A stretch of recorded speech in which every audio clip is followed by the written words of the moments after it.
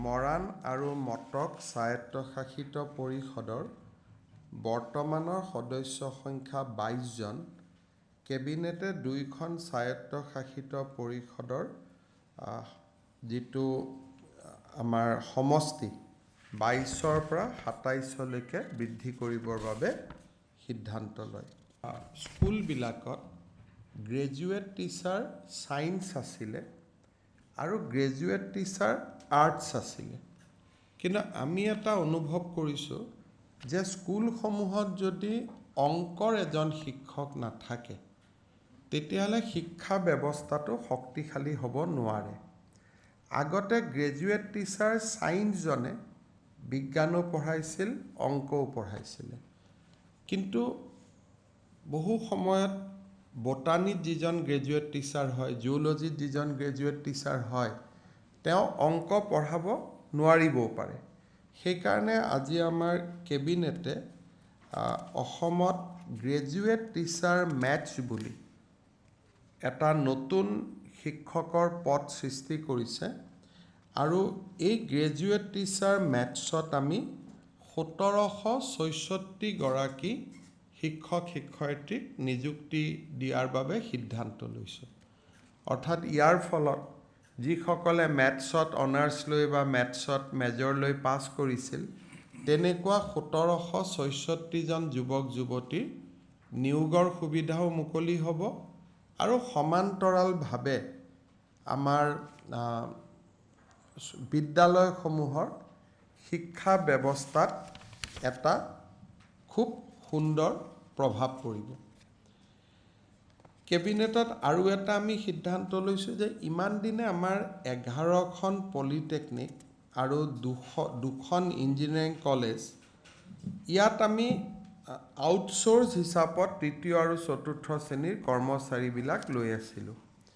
এতিয়া আমি এনেধৰণৰ ২২১টা তৃতীয় আৰু চতুৰ্থ শ্ৰেণীৰ পদ আমি গভৰ্ণিং বডিসমূহক ল'বৰ কাৰণে আমি অনুমতি দিছোঁ আৰু তেওঁলোকৰ দৰমহা আমাৰ বাজেটৰ পৰা পোনে পোনে দিব পৰা হ'ব। তেওঁলোকে আৰু আমাৰ কোনো আউটচোৰ্চিং কৰিব নালাগে। গভৰ্ণিং বডিয়ে নিজে নিজে নিযুক্তি দিব পাৰিব। ইফালে ক্ষুদ্ৰ ব্যৱসায়ীসকলৰ বাবে সুখবৰ কঢ়িয়াই GSTৰ ক্ষেত্ৰত নতুন সিদ্ধান্ত ৰাজ্য চৰকাৰৰ। ৫ লাখ টকাৰ ওপৰত টেক্স ভেলু হ'লেহে ব্যৱসায়ীলৈ জাননী প্ৰেৰণ কৰা হ'ব। যোৱা বছৰ অক্টোবৰ মাহত অসমত ১,১১,১৪৮ গৰাকী ব্যৱসায়ীৰ বিৰুদ্ধে GST ৰিয়েলাইজেশ্যনৰ নটিচ ইছ্যু হৈছিলে। সেই সময়ত ইলেকশ্যনৰো পৰিৱেশ আছিল। আমি যেতিয়া নিৰ্বাচনৰ প্ৰচাৰ অভিযানৰ কাৰণে গৈছিলোঁ তেতিয়া সৰু সৰু ব্যৱসায়ীবিলাকে আমাক আহি লগ কৰিছিলে যে মোক ৫,০০০ টকা মোৰ GST আছিল, এতিয়া সুদে সৈতে মোৰ ১,০০,০০০ টকা হ'লগৈ। মূলতঃ এই গোটেই ব্যৱসায়ীবিলাক ক্ষুদ্ৰ ব্যৱসায়ী আছিলে।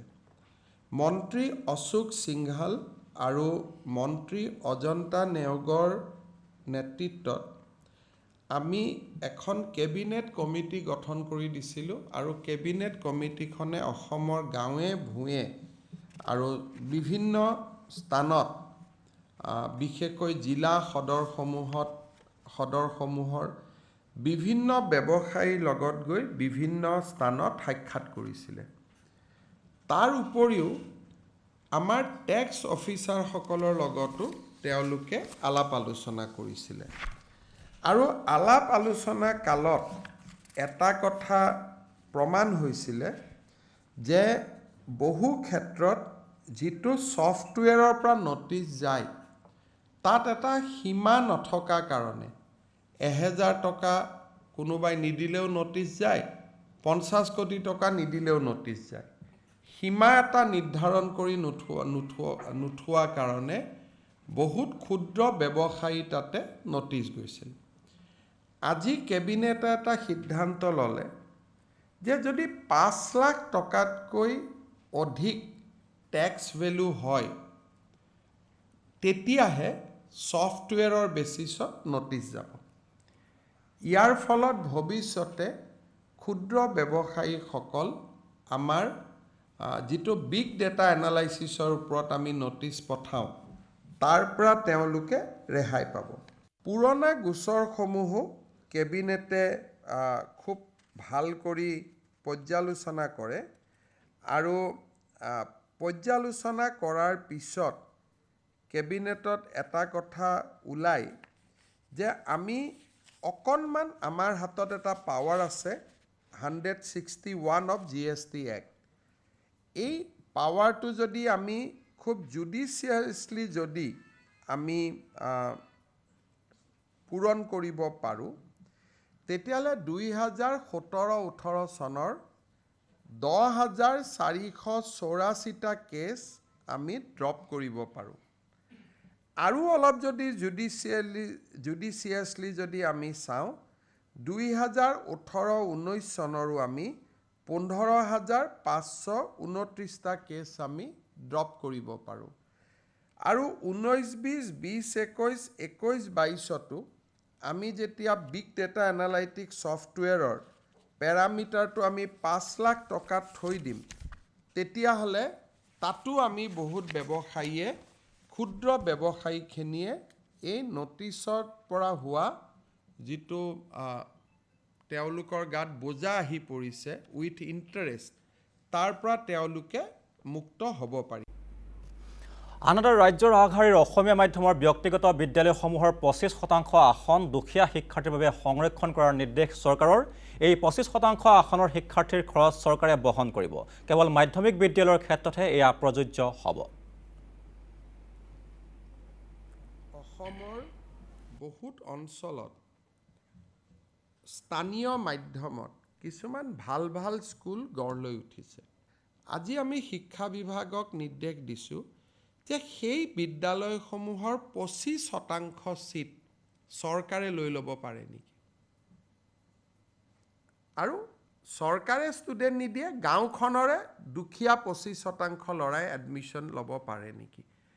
RT এক্টত তাৰ ব্যৱস্থা আছিলেই, কিন্তু আমাৰ অসম চৰকাৰে তাক ইমান দিনে ৰূপায়ণ কৰা নাছিলে। এইটো যদি ৰূপায়ণ হয় তেতিয়াহ'লে এই ধৰণৰ ভাল অসমীয়া মাধ্যমৰ বিদ্যালয়বিলাকত যিবিলাক সামাজিক সংস্থাসমূহে পৰিচালনা কৰে, প্ৰফিট মটিভ নাই, য'ত মালিক নাথাকে, কোনোবা নহয় কোনোবা সমিতিয়ে পৰিচালনা কৰে, তেনেকুৱা স্কুলবিলাকত যদি আমি 25% চিট দুখীয়া ল'ৰা ছোৱালীৰ কাৰণে আমি মুকলি কৰি দিব পাৰোঁ, এটা পৰীক্ষা লৈ পেলাই কম্পিটিশ্যন কৰি 25% ষ্টুডেণ্ট তেওঁলোকে ল'ব আৰু তাৰ ফিজটো যিয়ে প্ৰচলিত ফিজ নহওক কিয় ফিজটো ৰাজ্য চৰকাৰে দিব, যি স্কুলে পঞ্জীয়নভুক্ত কৰে। কোনোবাই ক'ব পাৰে শংকৰদেৱ স্কুলৰ কাৰণে মৰম কৰিলে, তেনেকুৱা নহয়। স্কুলখনেও পঞ্জীয়ন কৰিব লাগিব যে হয় এইটো আঁচনিৰ অধীনত মই 25% ষ্টুডেণ্ট ল'ব খোজোঁ। আৰু যি স্কুলে ইংলিছ মিডিয়ামক আমি নিদিওঁ, অকল মাধ্যমিক যিটো ভাষা বড়ো মিডিয়াম, অসমীয়া মিডিয়াম, বৰাক ভেলীত বেংগলী মিডিয়াম বা স্থানীয় জনজাতীয় মিডিয়াম যিকেইটা আছে, ৰাভা মিডিয়াম আছে, যি অসমীয়া আৰু থলুৱা ভাষা বা বৰাক ভেলীত বেংগলী ভাষাত কৰে, তেওঁলোকৰ সেই ধৰণৰ স্কুলেহে ইয়াত আবেদন কৰিব পাৰিব। আৰু এইটো হৈ গ'লে বহুত ল'ৰা ছোৱালীয়ে গুণগত শিক্ষা পাব পাৰিব।